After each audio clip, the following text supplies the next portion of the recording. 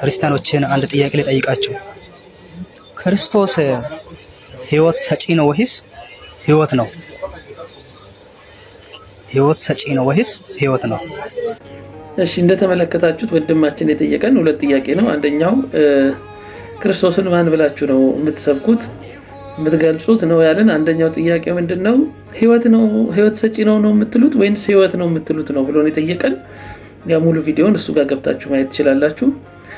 ለወንድሜ የምነግረው መልስ ከመንገሬ በፊት ግን መልሱን ሰጣለሁኝ። ግን አንተም ቀጥሎ ለምን ጠይቀ ጥያቄ ግልጽ የሆነ መልስ እንድትሰጠን ጠይቃለሁ።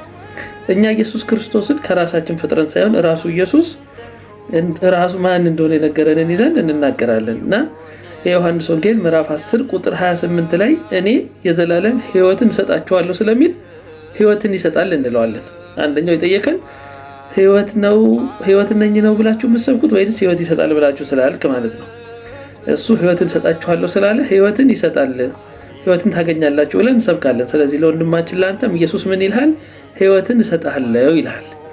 ሁለተኛው ደግሞ እሱ ህይወት ነው ብላችሁ ነው ወይ የምትሰብኩት ነው ያልከን።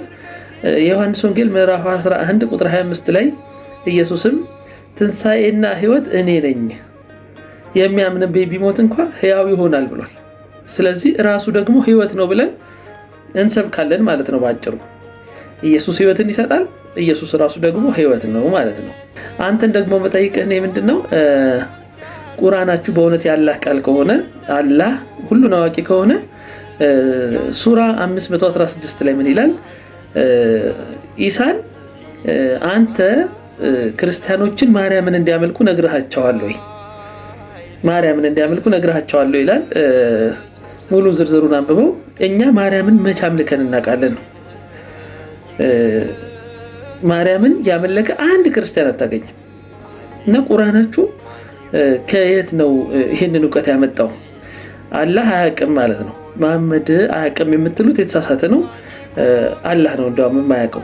ቢያውቅ ኖሮ እንደዚህ አይነት ስህተት አይሰራም። ስለዚህ ለዚህ መልስ ካንተ ጠብቃለሁ። አላህ አዋቂ ከሆነ እኛ ማርያምን ከየት ስናመልክ አይቶ ነው ክርስቲያኖች ማርያምን ያመልካሉ ያለው?